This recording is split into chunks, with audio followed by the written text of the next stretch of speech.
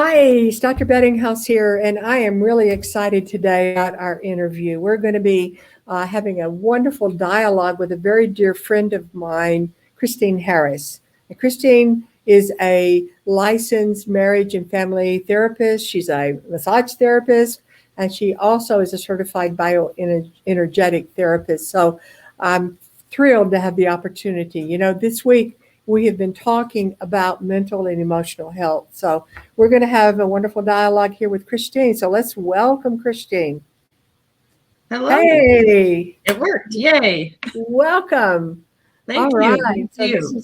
this is we've had lots of dialogues and conversations over the years, but Yeah, this is kind of special here I agree. out to the Facebook world. So can you tell us, Christine, a little bit about your background? I think you said you went from biology to body work or to psychotherapy. Can you talk about that a little bit?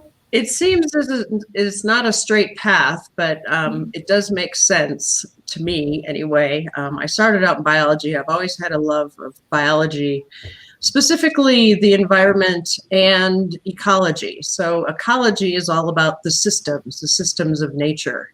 Mm-hmm. And then I got interested, because I've been an athlete all my life, in health and healing and nutrition just for my own benefit. And I went to massage school, and this funny thing, it wasn't funny at the time, but it makes sense now, happened. A special instructor came one day, and of course, when you're in massage school, if somebody comes and knows a great deal about body work, you always want to be the person that they demonstrate on. So I raised my hand and said, "Oh, yeah." And so this fellow, I can't remember where he's from, just started working and doing some compressions on my chest and asking me to breathe deeply. And he did it 4 or 5 or 6 times, breathe deeper. Then he would press on my chest as I exhaled. And then I burst into tears. And I started sobbing uncontrollably. Yeah. And I went, "What is going on?"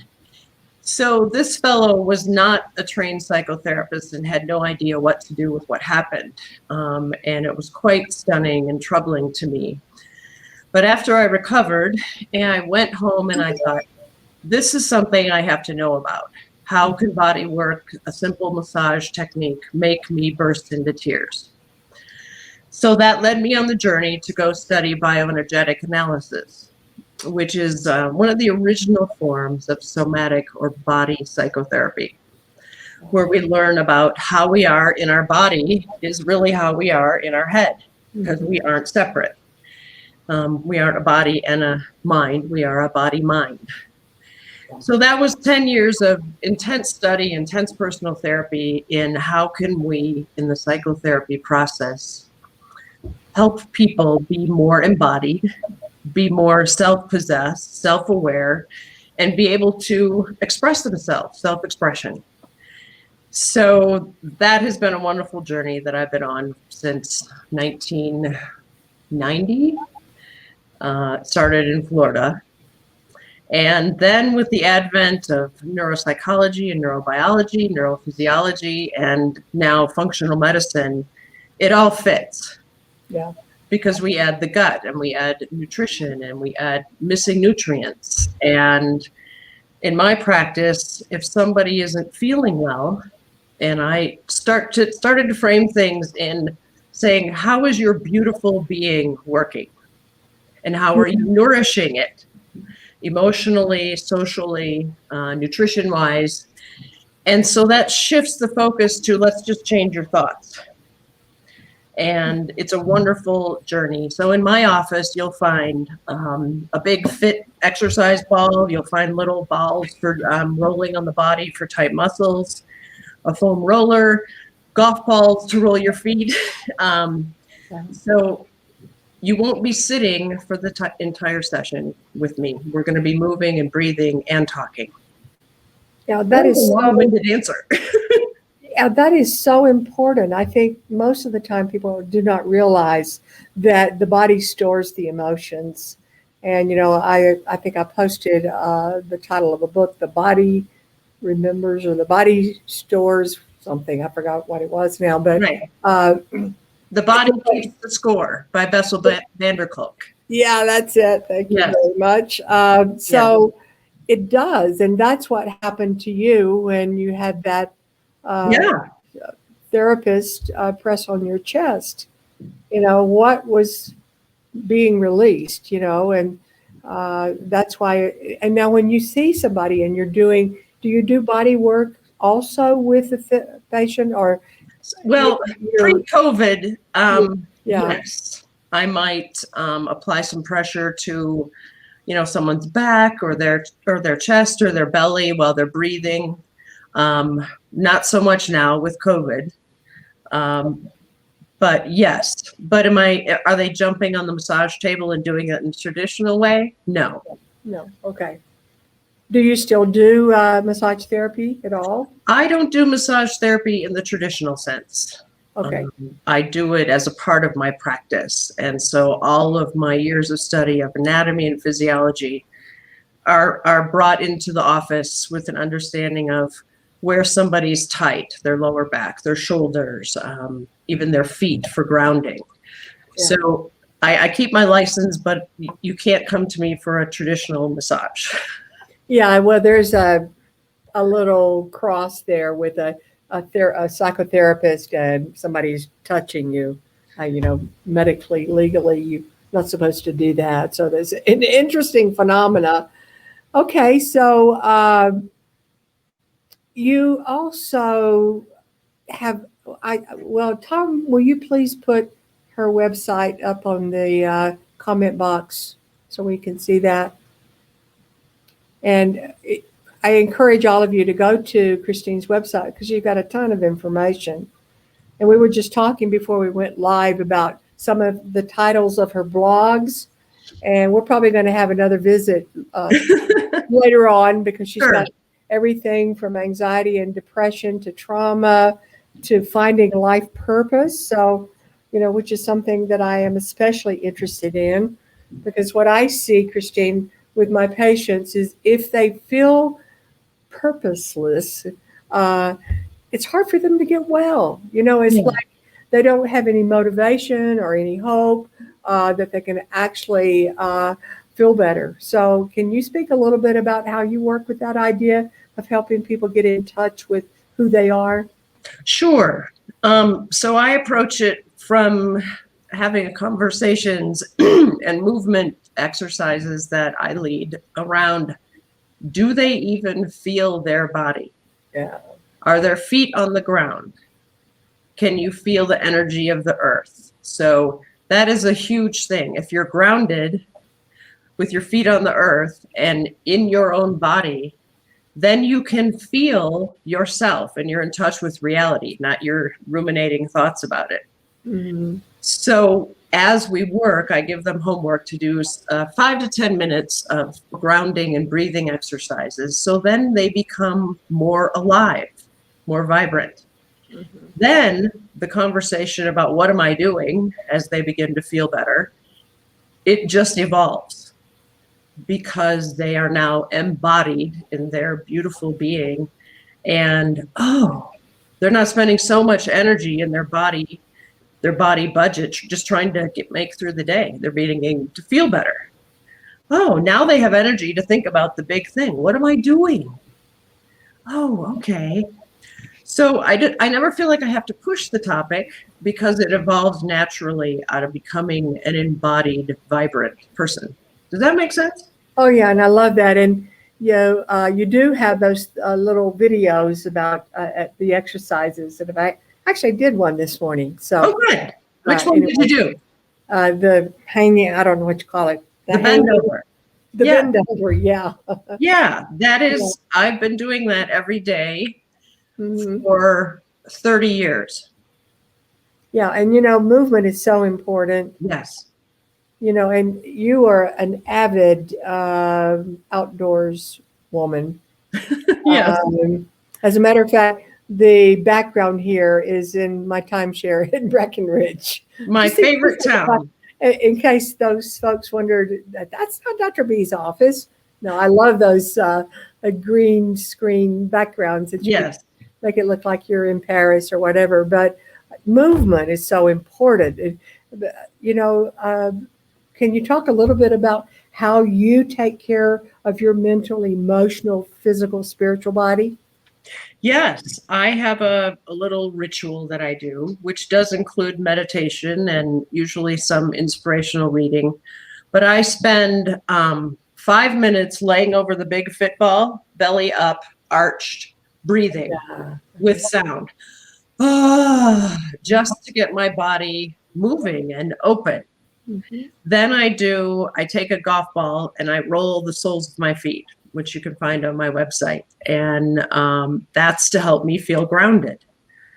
And then I do that exercise you did called the bend over, where you're just hanging from your waist and your head's going to the ground.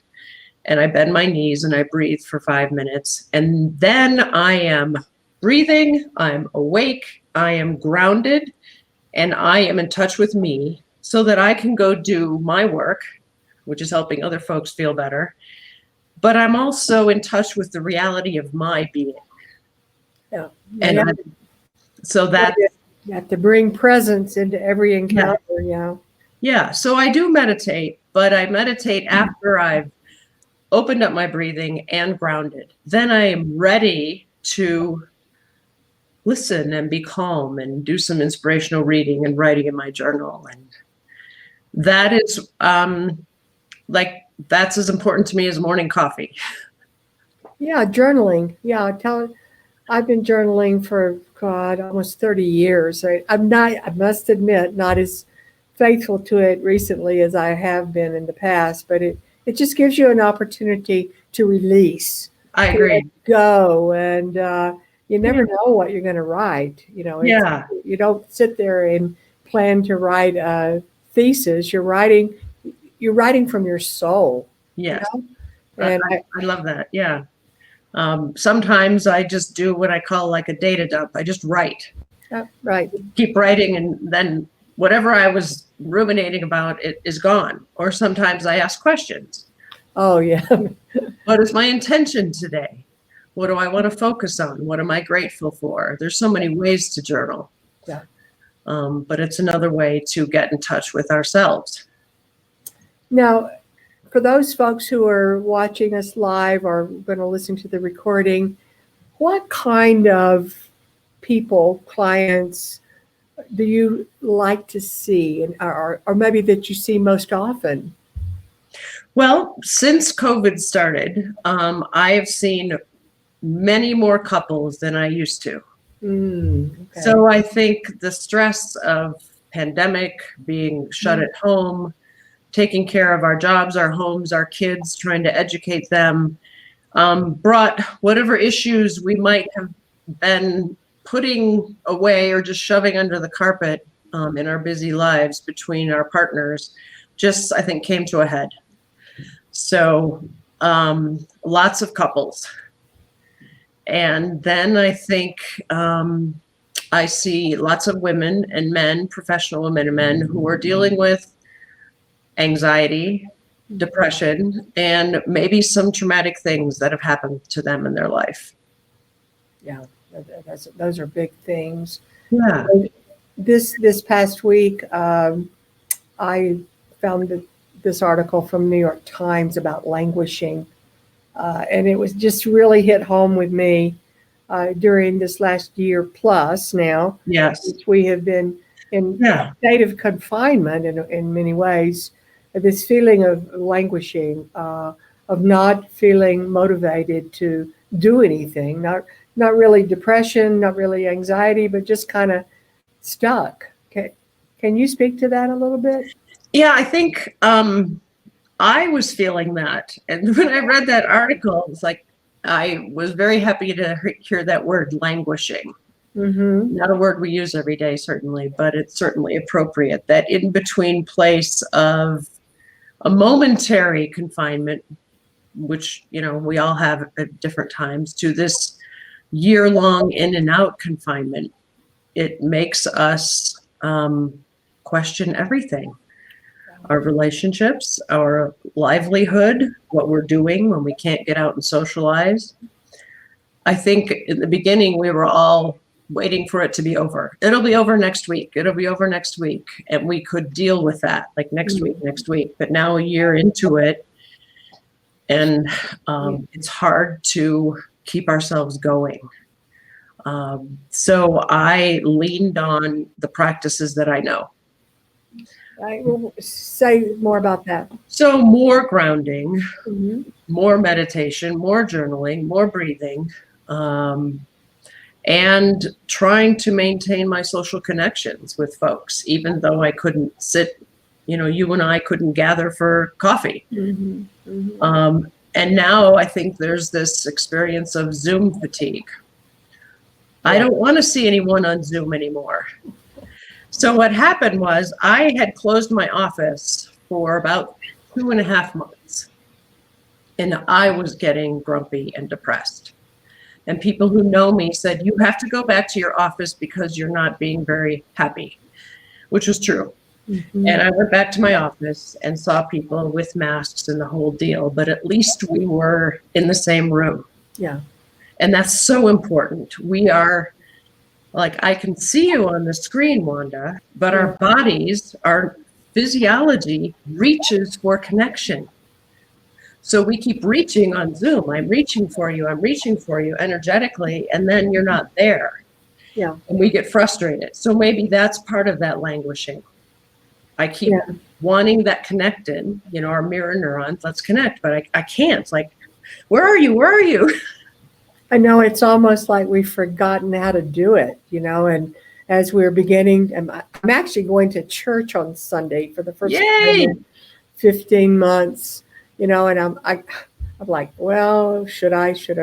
Yes, you should. Okay. Yeah. We have to go back into our connections with other people in a way that is logical, common sense, and being not so overly cautious, but being aware and awake. And I think we're going to maybe find we stumble a little bit. I don't know, but and that maybe that's something that we can talk about later this summer or early fall when we get to the point where things are moving back to a more usual, I call it radical normalcy. Okay, we have to have changed. I do hope we've changed some during this time worldwide. So now, do you get a lot of referrals from physicians? I have a small group of physicians like yourself who are functional medicine trained or integrative medicine trained, and traditional physicians. Yeah. But I like to work with physicians like you who've been trained in functional medicine, because then we can collaborate. Yeah. If somebody's highly anxious or very depressed, and they don't want to take traditional medications, and they're interested in their whole being of health, then I love that collaborative process. Yeah, me too. I think it's wonderful. Yeah. There's not enough of it, unfortunately, but when I refer a patient that needs something that I can't help them with, I'm not a psychotherapist, but I do the best I can. Of course. But I get to the point sometimes when we need somebody who can really focus in and help you get out of this place in a natural, holistic, safe way. So it's very important to have a network of referrals for people. Yes. For the people that we serve. Yeah, I agree. I wish there were more certified functional medicine doctors like you in town or in the country. Well, the good news is it's happening.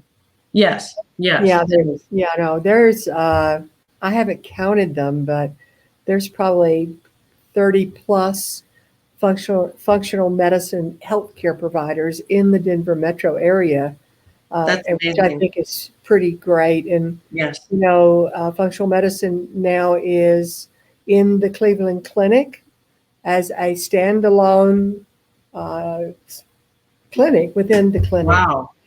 The bigger clinic, and they've been doing research on group visits, developing community through getting people together with similar problems in a group. just like, psychotherapists have been doing group sessions for eons, but Wow. hopefully it's going to come more into the medical realm. So that means that, let's say I have 10 patients with thyroid issues, and I want to tell them all the same thing.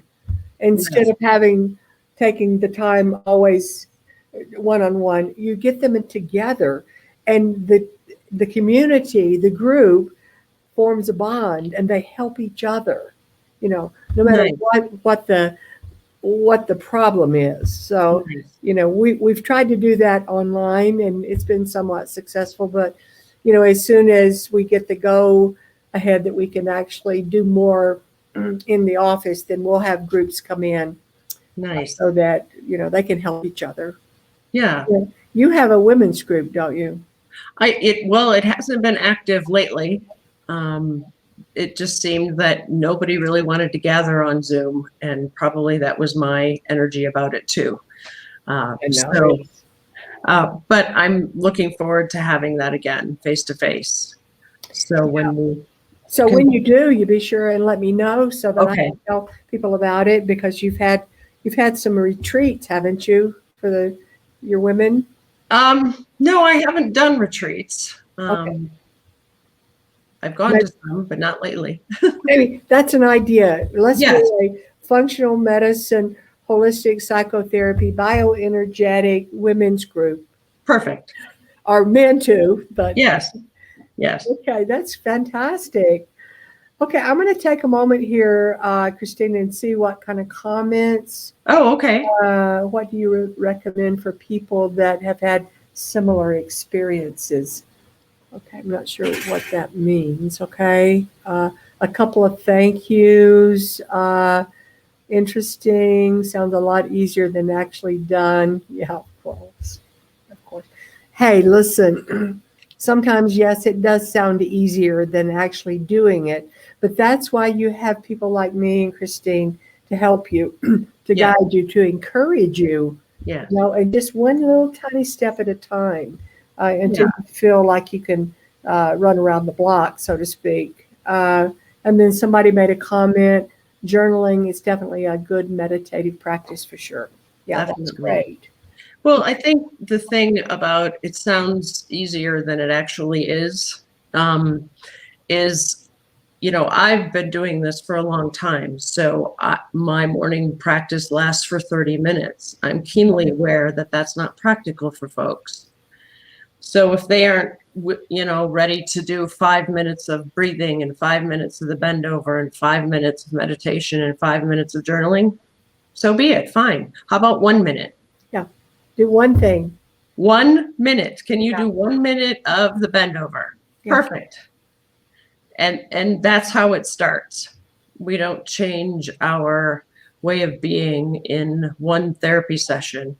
And I think one of the things that we're up against, Wanda, is people want a pill, because that's what traditional Western medicine has taught us. Yeah. There's something wrong, and here's a pill, and you're fine. We'll see you later. Which removes the opportunity for taking responsibility for our own wellness and our own well-being. So I think that's a part of it too. None of what we do is magic, but it helps to have support. Yeah, it's common sense. Yes. Some people call functional medicine lifestyle medicine, and that's, is that really a fancy scientific word? Well, yeah, it really is, because it's based on science. So It's based on science, but Yeah. what do we end up asking people to do? Eat real food, Yeah. get good sleep, move your body, be in touch with yourself, and have good relationships. It's not magic. It's not rocket science. It's based in science, but it's simple, doable stuff. Yeah, and that is the foundation of functional medicine. And that's why I love it, because it makes sense, Yeah. And Yeah. it's doable, okay? It's doable. It's doable. Yes. Nobody's asking you to train for a marathon in 1 week and then go run it, okay? I would be happy that you go out and buy a new pair of walking shoes, put them by the front door, and then one day put them on, and then walk outside for a little while, and Yeah. then you'll find something really wonderful happening to you. So Yes, I suggest people to put their shoes on and walk outside, even for 5 minutes. Yeah.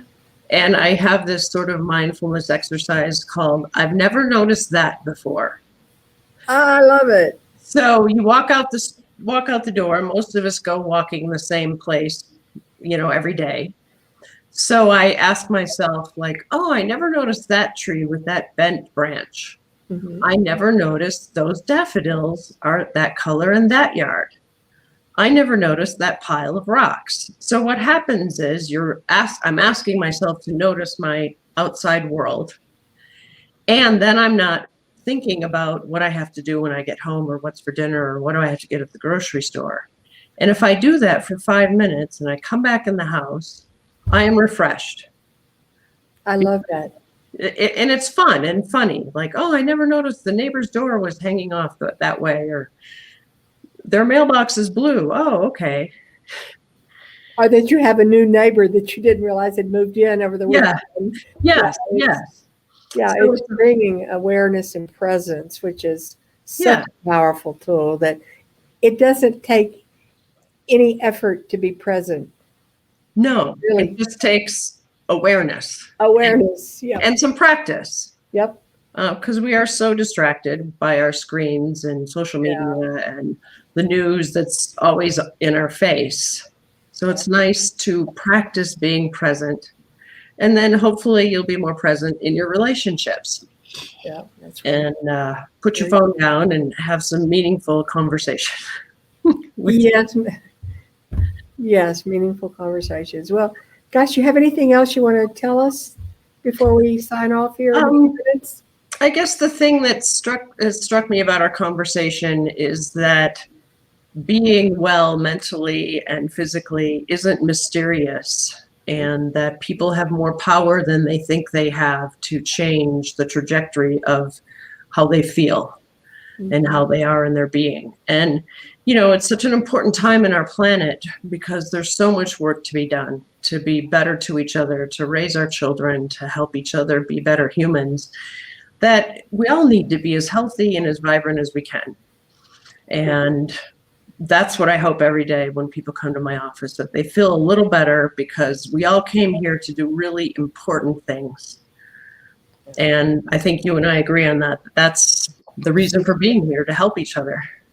Absolutely. That is a wonderful thing. To be here now, filled with a sense of purpose, Yes. joy, enthusiasm, and life will present herself to you in so many amazing ways. So, Yes, exactly. Christine, thank you. You are quite welcome. It's so good to see you. I look forward to seeing you actually in person real soon. Really in person, I promise. Yeah. Okay. Thank you so much. All right, my dear friends, thank you for being with us today. And we'll see you next week with Dr. Penny Montgomery, who is a pioneer in neurofeedback, neural therapy, and she's a dear friend of mine, and I can hardly wait. So see you next week. Bye-bye. Bye-bye.